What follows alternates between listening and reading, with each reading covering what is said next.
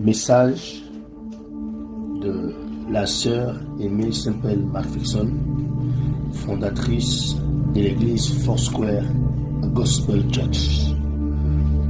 Thème du sermon: voici ma tâche. Et ce message est tiré du message prêché à la cathédrale Angelus à Los Angeles le 12 mars 1939. Voici l'extrait du message. Je voudrais attirer votre attention sur plusieurs passages et vous encourager à servir et glorifier le Seigneur. Luc chapitre 2 verset 49. Et Jésus leur dit: pourquoi me cherchiez-vous?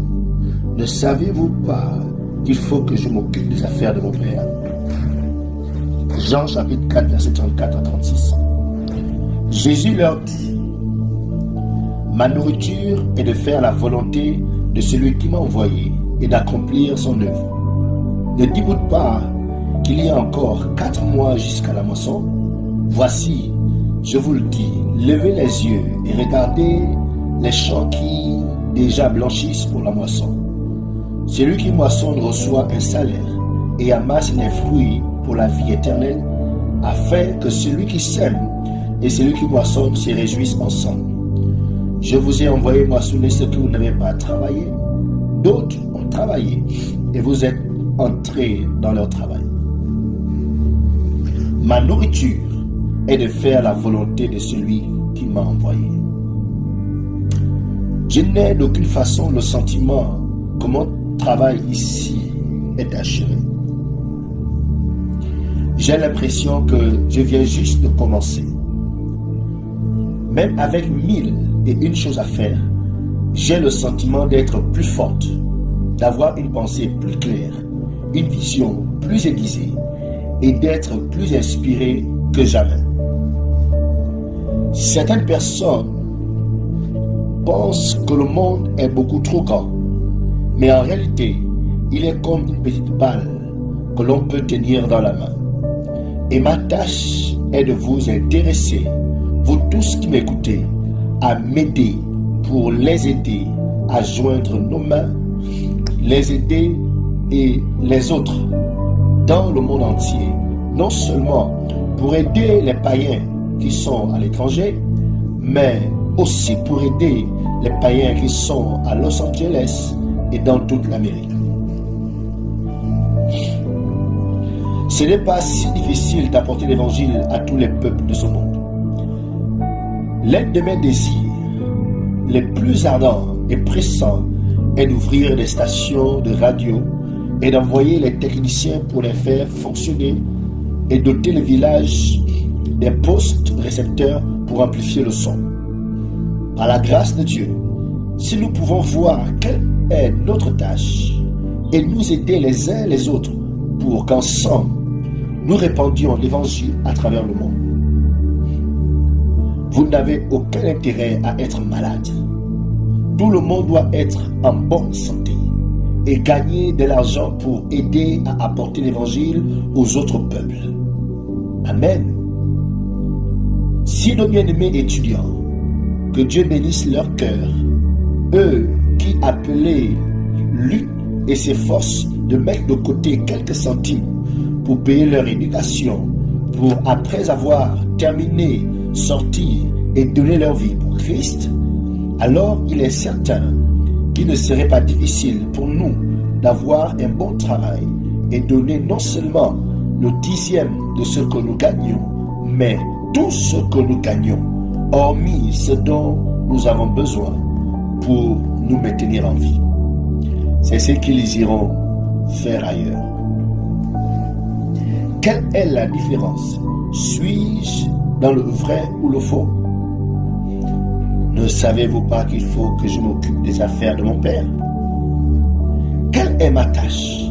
Ma tâche consiste à répandre l'évangile à travers le monde le plus tôt possible, afin que chaque homme, chaque femme, chaque enfant puisse entendre l'évangile avant le retour de Jésus.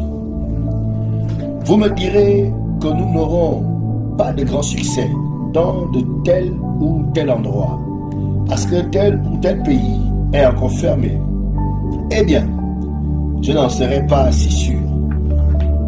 Par la grâce de Dieu, nous allons mettre en marche une station de radio et l'utiliser pour franchir leurs frontières. Nous trouverons des hommes qualifiés et s'en serviront et s'en saisiront et l'amplifieront. Ils s'en saisiront et l'amplifieront. Je n'ai jamais vu dans ces pays quelqu'un qui n'ait pas écouté la radio. Ils écoutent encore et encore. Bien, vous pourriez me dire, et si le gouvernement du pays en question ne vous autorise pas d'y entrer, eh bien, nous pourrions permettre au gouvernement de diffuser sur cette radio la météo et les choses qu'ils veulent à certaines heures, et nous aurons aussi certaines heures pour diffuser l'évangile. Voici donc ma tâche. Vous avez tous entendu le cantique que nous venons de chanter qui dit ceci: s'il y a des montagnes à escalader et des océans à traverser, tu peux compter sur moi, Seigneur. Avec Dieu, je peux tout faire. Dieu en vous et avec des personnes que vous pourriez intéresser par la grâce de Dieu, nous couvrirons le monde. Je répète, avec Dieu, je peux tout faire. Dieu est en vous et avec les personnes que vous pourriez intéresser par la grâce de Dieu, nous couvrirons la terre. Vous pourriez me dire, ma chère sœur, nous cherchons Jésus. Je sais que vous le cherchez. Mais pendant combien de temps encore? Cela ne doit pas durer trop longtemps.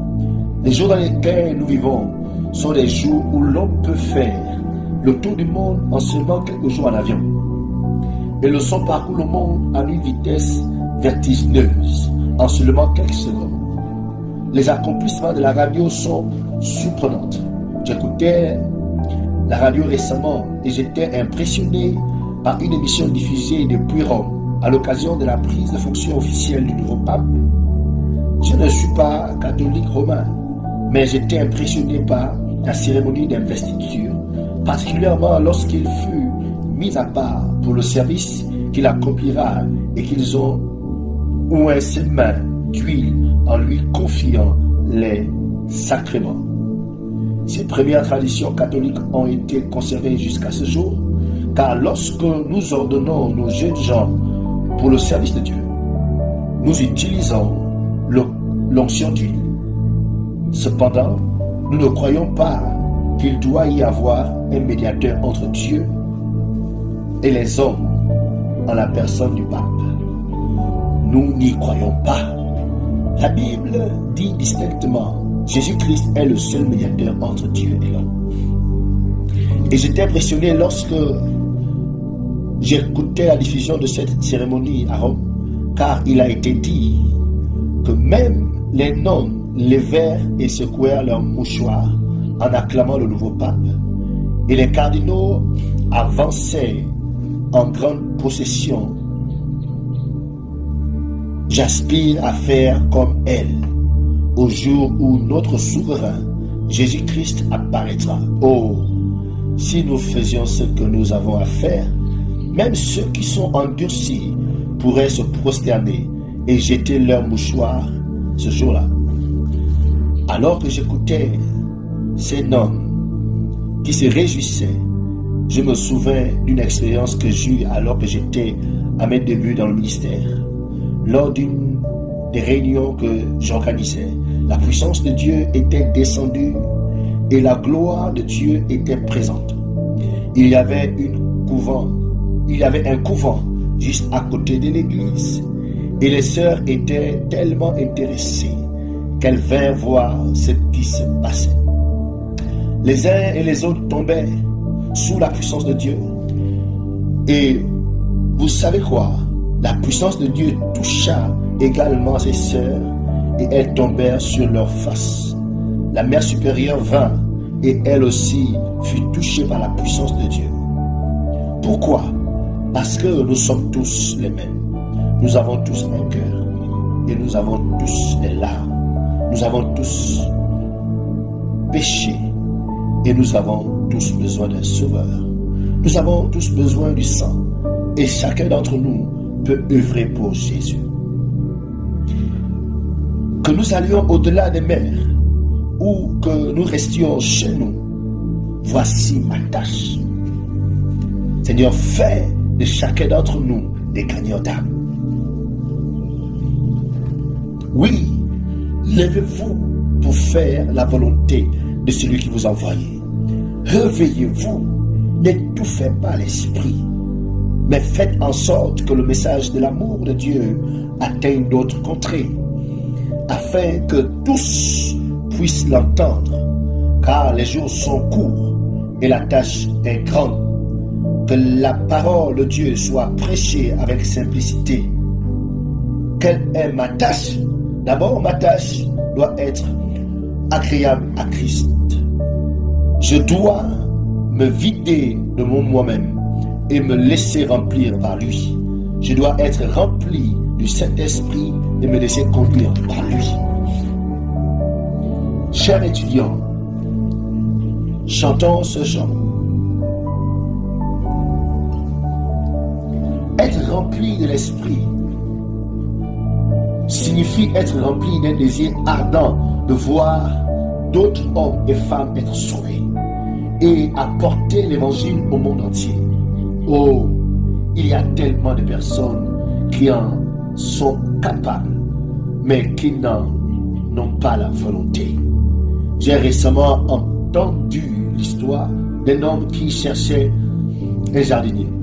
Il fit l'annonce et l'un de ses amis lui envoya une belle lettre de recommandation pour un homme qui était un excellent jardinier. Dans la recommandation, il était écrit: il est capable de planter un potager. Il est capable d'entretenir des plants d'oignons jusqu'à maturité. En tant que jardinier, il a une patience infinie. Il est capable de planter aussi bien un jardin moderne qu'un jardin antique. Mon Dieu, c'est exactement l'homme que je cherche, s'exclama l'homme qui cherchait un bon jardinier. Fortuitement, il tourna la page et il y avait écrit 5 mots. Ces 5 mots étaient « mais il ne veut pas ». L'homme était capable de faire le travail, mais il ne voulait pas. Mon Dieu, il y a tellement de personnes qui sont capables de se tenir à la brèche pour prier, mais elles ne le veulent pas.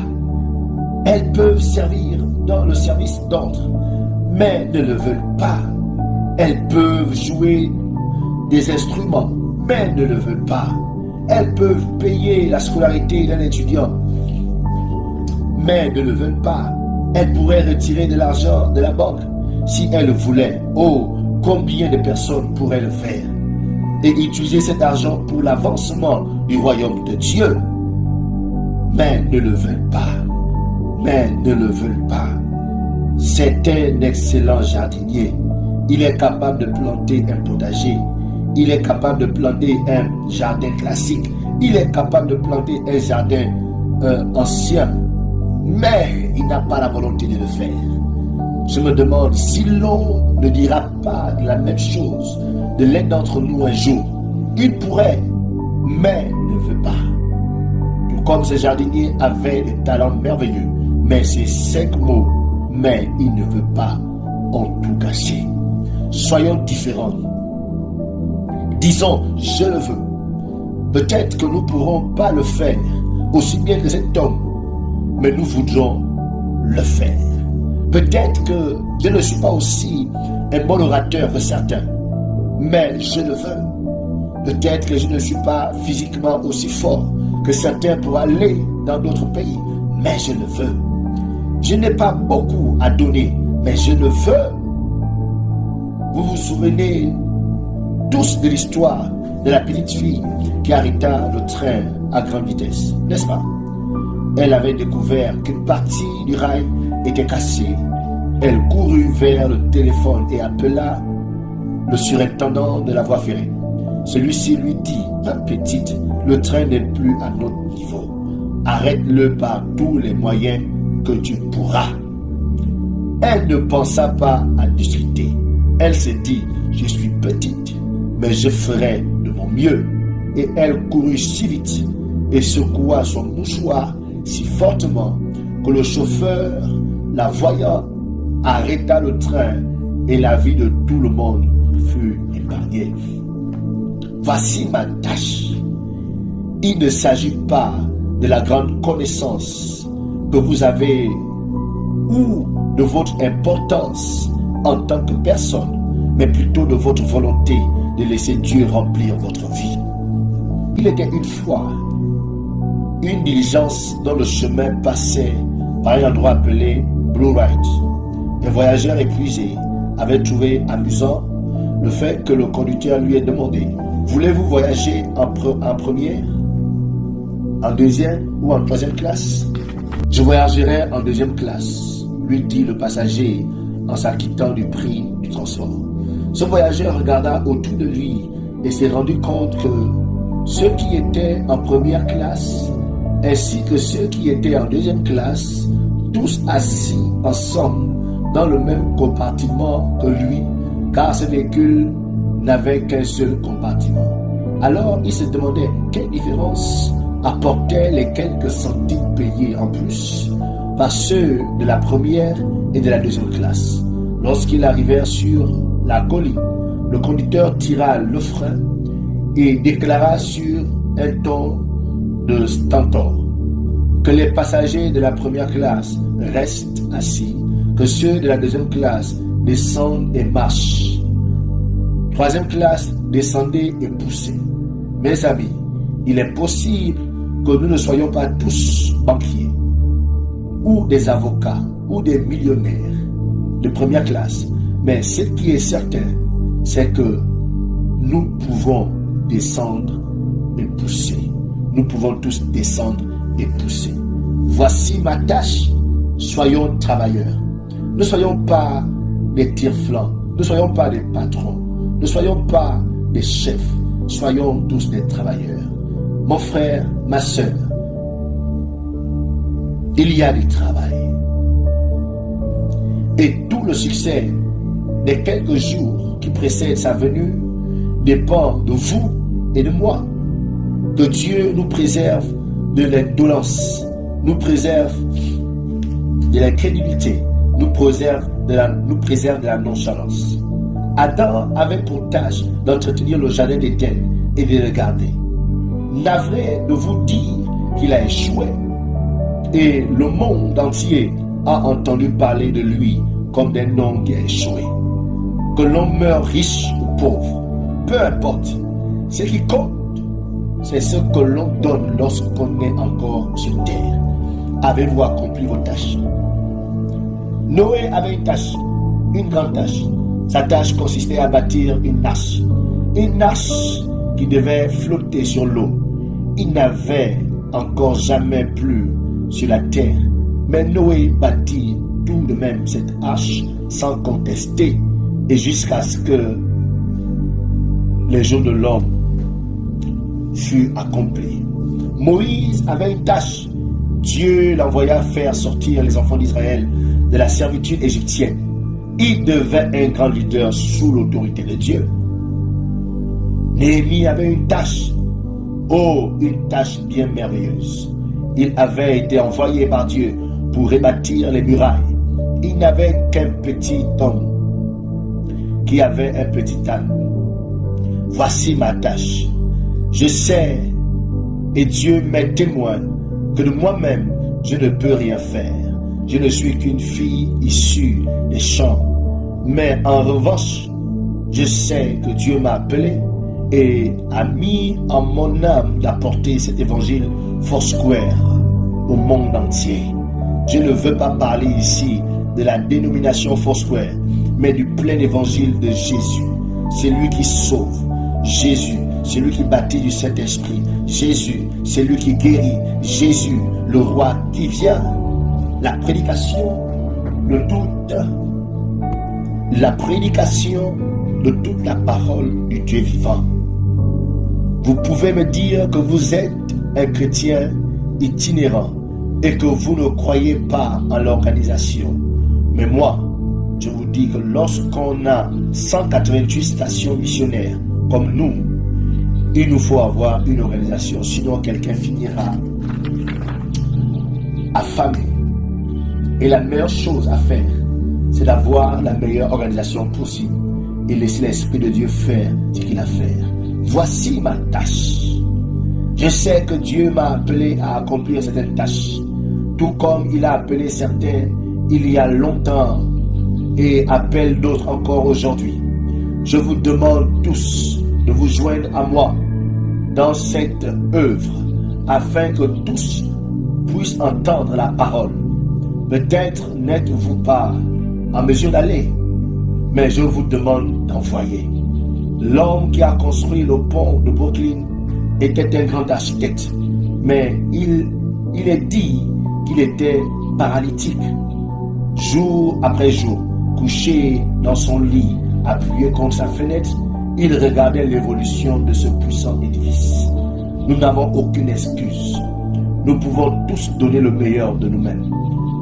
Aussi peu soit-il, voici ma tâche, et celle-là, votre tâche. Je suis votre sœur, et vous êtes mes frères et sœurs en Christ. Au nom de Dieu, unissons-nous.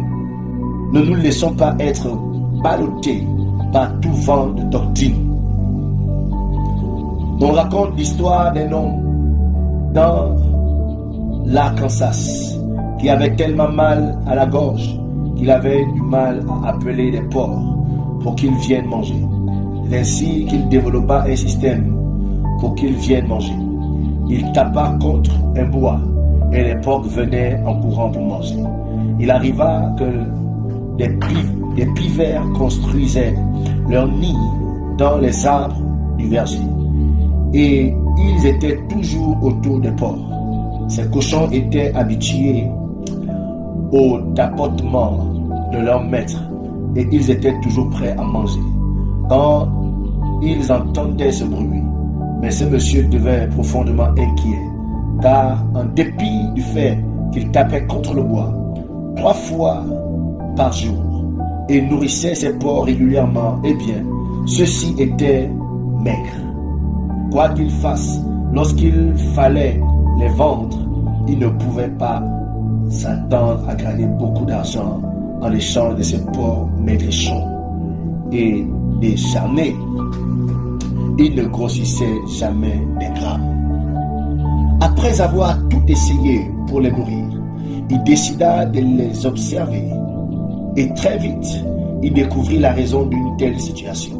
À chaque fois qu'un pivert tapait avec son bec sur un arbre de verger, les porcs couraient dans sa direction.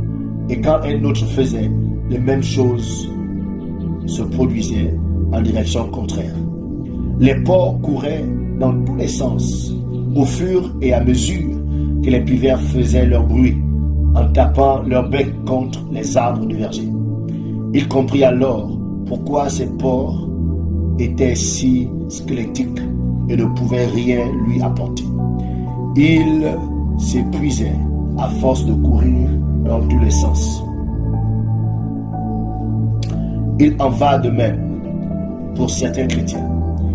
Ils accourent vers tel ou tel lieu, mais ils ne restent jamais sur place pour trouver leur nourriture. Ils vont ici, ils vont là. Trouvez un endroit pour rester et vous épanouir. Trouvez un endroit et vous y restez. Vous allez vous épanouir. Si vous voulez être méthodiste, soyez le meilleur méthodiste que vous puissiez être. Si vous voulez être Foursquare, soyez le meilleur membre de Foursquare et n'écoutez pas le pivert. Rentrez dans la bergerie et laissez votre cœur être rempli et que le monde le sache. Néhémie acheva sa tâche et fit le tour de la muraille. Pourquoi ne pourrais-je pas faire le tour du monde avec votre aide et l'évangile Foursquare? Jonas avait une tâche presque surnaturelle. Ce qui est sûr, c'est que c'était une tâche énorme. Il n'avait pas de voiture ni d'avion, et encore moins de prospectus. que l'on jetait d'un avion sur la ville. Il était allé à pied et par la grâce de Dieu, il gagna pour Dieu non seulement la ville, mais aussi le roi. Cette chose est plus grande que moi. Elle est plus grande que ma famille. Elle est plus grande que vous. Cette chose, c'est le monde. Je n'appartiens à personne. J'appartiens au Seigneur et parce que je lui appartiens, j'appartiens à tout le monde. Et vous m'appartenez parce que vous aussi lui appartenez. Si nous les chrétiens voulons bien nous organiser, nous associer et cesser de nous donner les coups les uns aux autres, de critiquer les autres, cesser de dire je n'aime pas telle personne.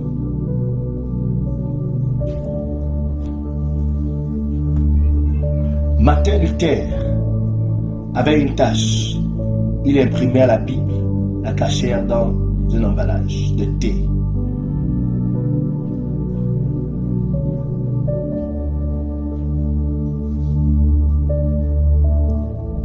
Marc chapitre 16, verset 15. Puis il leur dit, allez par tout le monde et prêchez la bonne nouvelle à toute la création. Prions tous là où nous sommes. Prions tous là où nous sommes. C'est là notre tâche. Et par la grâce de Dieu, nous apporterons l'évangile au monde entier. Vous me dites, ma sœur, il semble que tu veux accomplir une tâche bien grande. Avec qui l'accompliras-tu? Avec Dieu, avec vous et avec moi. Dieu vous bénisse.